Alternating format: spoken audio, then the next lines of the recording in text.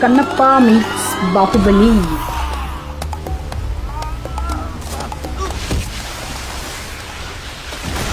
ఇంకా ఒక్కసారి పోసినావంటే నీ మొక్కు తీరిపోద్ది. చెమట పట్టని రాళ్ళకి స్నానాలెందుకు?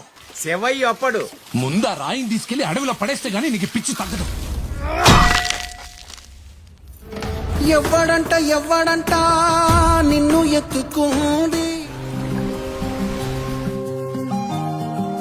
ఎవరు ఎందుకు నా దగ్గరకు వచ్చావు? అసలు నిగ్రహం అనేది లేదారా నీకు?